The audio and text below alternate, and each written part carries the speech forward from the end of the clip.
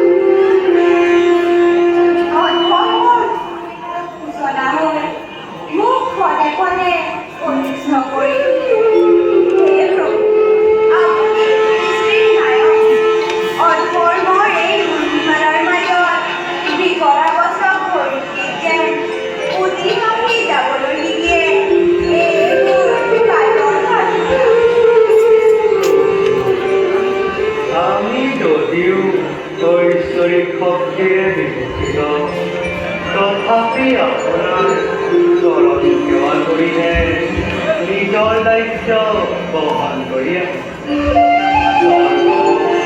মধ্য পাতাল তিনিও লোকতে দেৱতা মানৱ সকলোৰে স্বতন্ত্ৰ যোগ কৰিবলৈ আপোনাৰ অনন্ত শক্তি প্ৰয়োগ নকৰিলে সৃষ্টিকৰ্তা ব্ৰহ্মাজী অপাৰক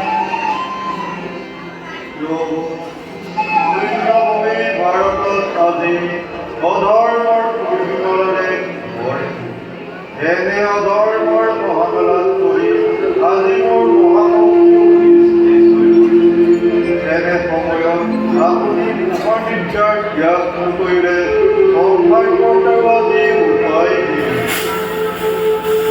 আমি এই বিষয়ে সৃষ্টিকৰ্তা ব্ৰহ্মা আৰু গংগাধৰ ভোলানাথ প্ৰত্যক্ষ হ'লে আমি এনেকুৱাই সত্য হ'লে দিব নোৱাৰোঁ। কিয় প্ৰভু যুগে যুগে নানা অৱতাৰ ধাৰণ কৰি মোলৈ শৰণ কৰি আহিছে। এইবাৰনো ধৰিত্ৰী দেৱীৰ ৰূপ কিয় ৰক্ষা কৰিব নোৱাৰিব? না, অগণন প্ৰাণীসমূহৰ মাজত এক নৱ ধৰ্ম প্ৰতিষ্ঠা কৰিবলৈ হ'লে অবিবেচাৰি কৰিবলৈ হ'লে লঘু মণ্ডলৰ পৰা পাতাল মণ্ডললৈকে আমাৰ কাৰ্য বিয়পিব লাগিব। সৃষ্টিৰ দায়িত্ব ব্ৰহ্মাৰ অনন্ত শক্তি নাম কৰি এক পূৰ্ণ মূৰ্তি ধাৰণ কৰাটো সামান্য কথা নহয়। বসুমতীৰ মুক্তিৰ কাৰণে ব্ৰহ্মা, বিষ্ণু আৰু ৰুদ্ৰৰ মহাশক্তিও নিস্তেজ হৈ পৰিছিল। সেইকাৰণে আপোনাৰ নামত বসুমতীয়ে আজি ভিক্ষাৰ ৰূপে চৰণে বাৰু, এই বিষয়ে এটা নতুন কথা চিন্তা কৰি আমি মহামায়া আৰু নাৰদক স্মৰণ কৰিছোঁ। তেওঁলোক উভয়ে আহি আমাৰ ইয়াত উপস্থিত হ'লেই সকলো কাৰ্য সমাধা কৰিব পাৰি। জগতত তেনে বিশৃংখল হ'লে তোমাক কি অনুমতি আমাকো সজাগ কৰি দিয়ে। সংযোগ ধৈৰ্য ধৰা কৈছিলেই তোমাৰ মুক্তি হ'ব। এতিয়া তুমি নোৱাৰা ভাল।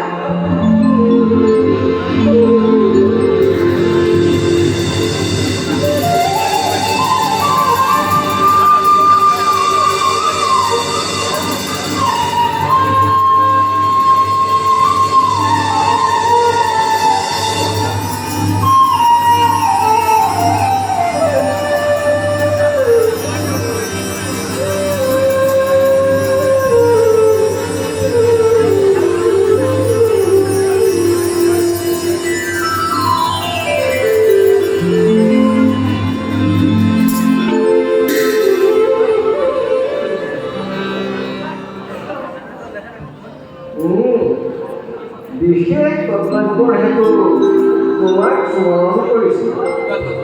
মোৰ কৰ্তব্য কি হ'ব পাৰে প্ৰভু? ধৰিত্ৰী দেৱীৰ অনুৰোধত আমি ধৰা নামলৈ যাব লগা হৈছে। আমাৰ এই কৰ্তব্যত তোমাৰো প্ৰধান কৰ্তব্য আছে। শুনা মায়া, বকুলৰ ৰোহিণীৰ গৰ্ভত তুমি স্থান লোৱা। তাৰ পাছতহে সৃষ্টিৰ মাজত সংঘাত কৰিবলৈ আমাৰ পৰাই উদ্ভাৱন হ'ব।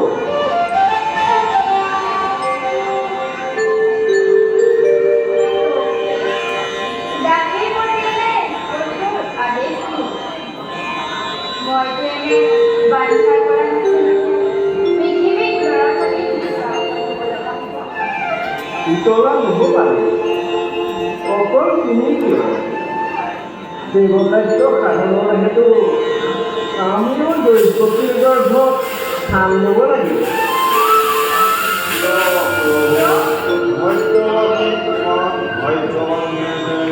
প্ৰভুৰ পূৰ্ণৰূপ দৰ্শন কৰি নিৰ্বাণ মুক্তি লাভ কৰিলে একো বুজিলো প্ৰভু।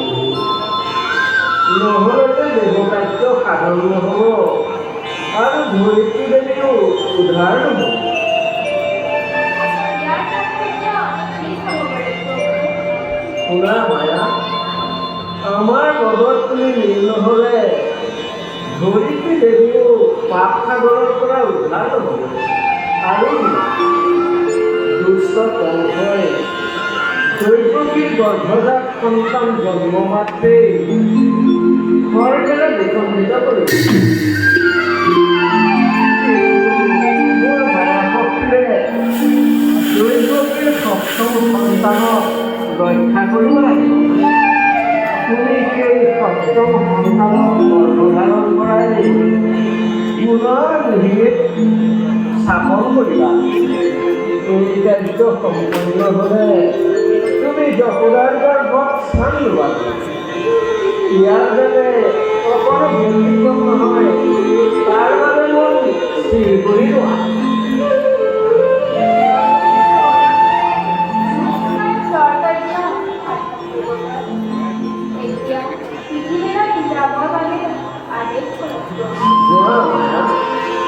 গকুলত তোমাৰ ব্ৰহ্মপুত্ৰ একত্ৰ কৰি লোৱা।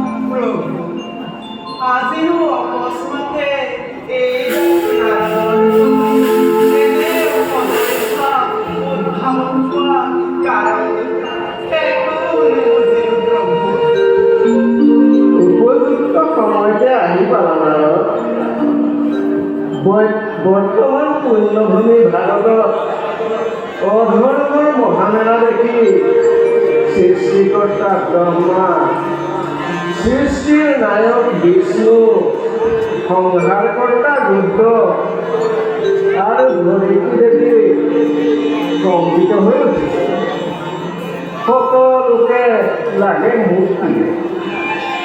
আমি অকলে এনে কাৰ্য সমাধান কৰিব নোৱাৰি মহামায়া আৰু তোমাক স্মৰণ কৰিছিলোঁ আমাৰ কাৰ্যত সহায় কৰিবলৈ।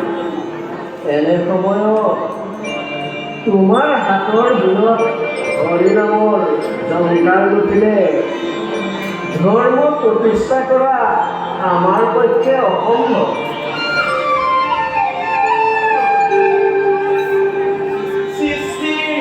পাতলি মেলিবলৈ যাওঁতে নাৰায়ণক সহায় কৰিবলৈ পোৱাটো এই জানো নাৰায়ণ সৌভাগ্য নহয়। অপাৰ কৰোণাৰ হিচাপে পৃথিৱীৰ মানৱ কুলৰ বাবে আজি অনন্ত মূৰ্তিও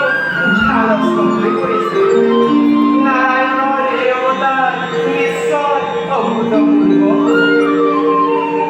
অবশ্যে তোমাৰ ধাৰণা ঠিক। আমিও এইবাৰ দৈবকীৰ গৰ্ভ অন্য ব্ৰহ্মৰূপে অবতাৰ হই গকুল বৃন্দাবনত গোচাৰণ কৰি ব্ৰজবাসীক মতলীয়া কৰি তুলিব লাগে। মহাভাৰত পুণ্যধাম ৰক্ষাৰ কাৰণে আমাৰ এই নৱমতা নাৰায়ণৰ বিশ্বৰূপত যেতিয়া কলংকৰ চেগা পৰিছে, নিতান্তই অনন্তৰপৰ নতুন বিকাশ হ'বই লাগিব। যদা যদাপি ধৰ্মস্য জ্ঞানী ভৱতি ভাৰত অভ্যুত্থানমধৰ্মস্য তদাত্মাनं সৃজত্যম পৰিত্ৰাণায় সাধনাং বিনাশায় সুস্থিতং ধৰ্ম সংস্থাপনাৰ্থায় সম্ভবে যুগে তুমি এতিয়া কোৱা নাৰদ, আমাৰ আজ্ঞামণি নৰসমাজত হৰিনামৰ মহিমা প্ৰচাৰ কৰা। তেতিয়া আমি বিৰাজে মানি নাৰায়ণ নাৰায়ণ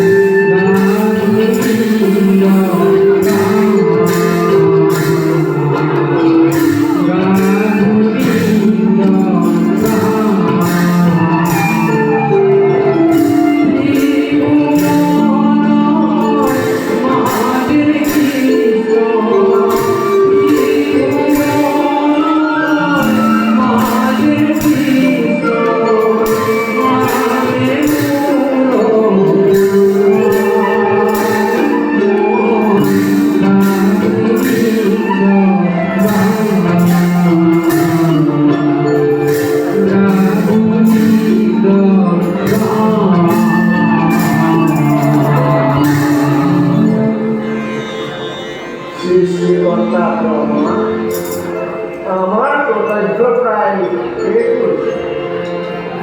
এইবাৰ মহাভাৰত অগ্নিক্ষেত্ৰত আমাৰ লীলা অভূতপূৰ্ব হ'ল। মধ্যাহ্ন আমাৰ দ্বাৰা প্ৰভু কিবা কাৰ্য সাধন হ'ব নেকি? নিশ্চয় তুমিও আমাৰ সহচৰী হোৱা। অকল তুমিয়েই নহয়, ব্ৰহ্মাৰ বাঞ্ছিত মহাভাৰত ৰক্ষাৰ কাৰণে আমাৰ লগত সকলো দেৱতাই ধৰাধামলৈ যাব লাগিব।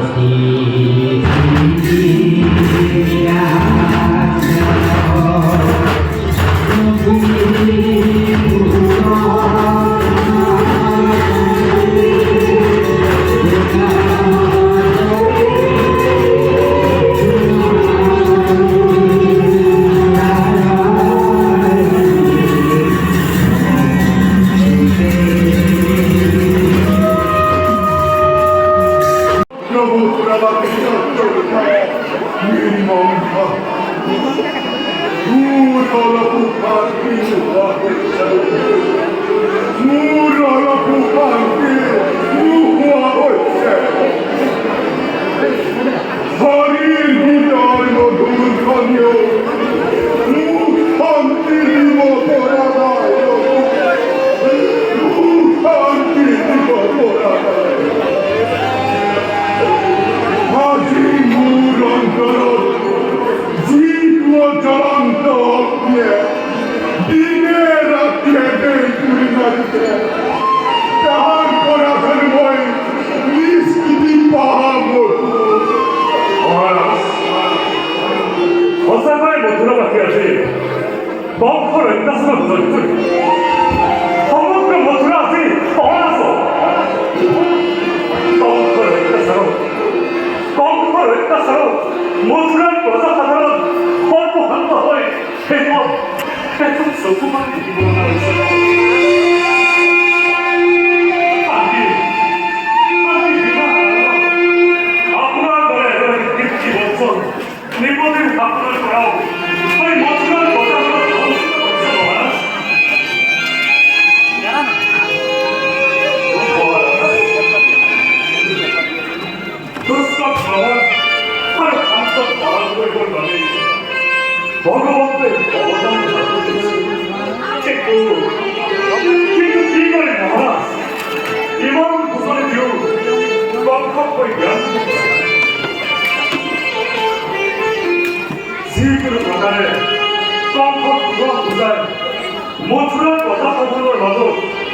শান্তি স্থাপন করিবে কাজী নয় সেখানে বলবে এমনি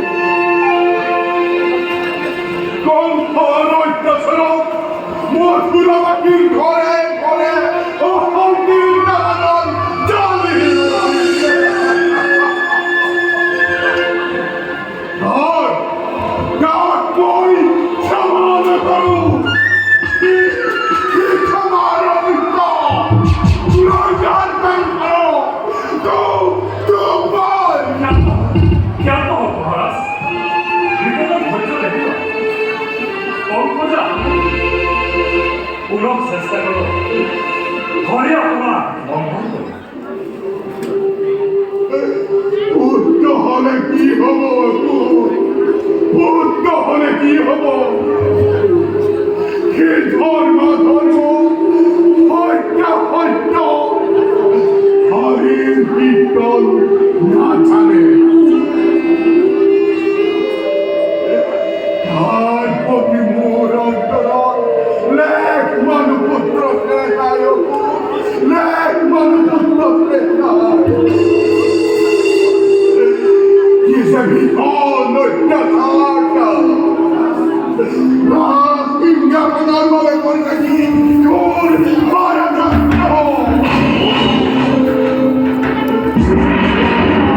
Ora Porise! Nichaton! Bhagavan!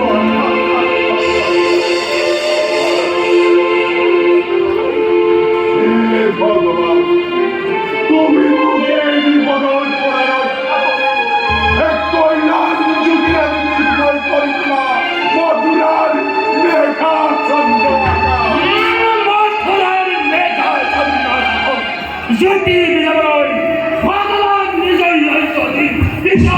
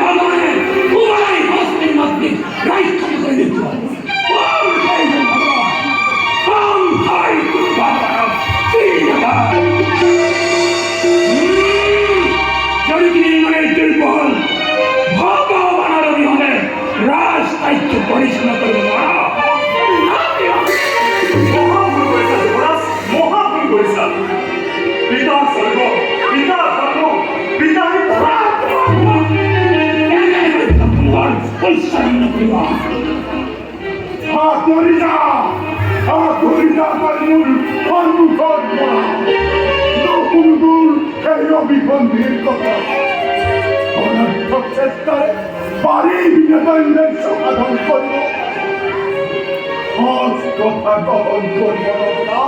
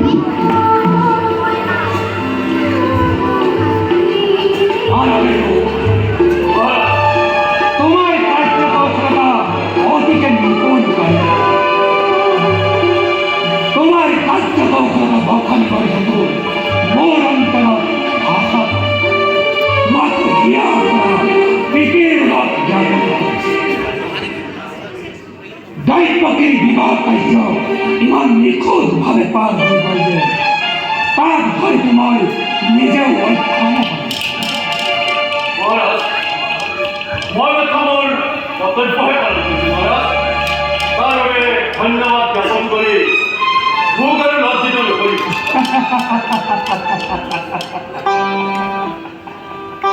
তুই ওদিকে হরহর করবে খেয়েছে তোমার প্রশংসা বলিয়ে তোমার উপমার অন্তর আঘাত আছে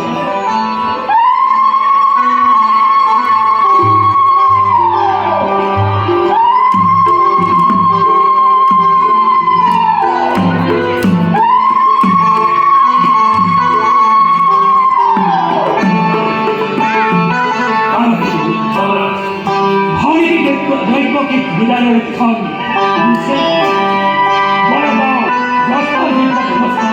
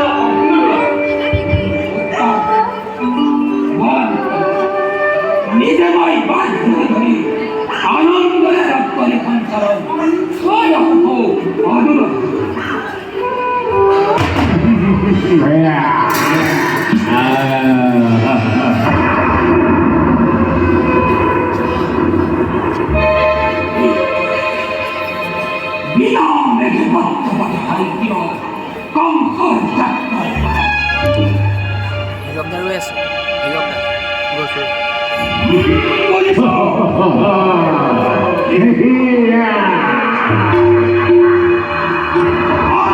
দেবতা তাহাকে জীবনে অপ্ৰচেষ্টা কৰেছ কদাপি তোমাৰ জীবনে কঙ্কন কৰতে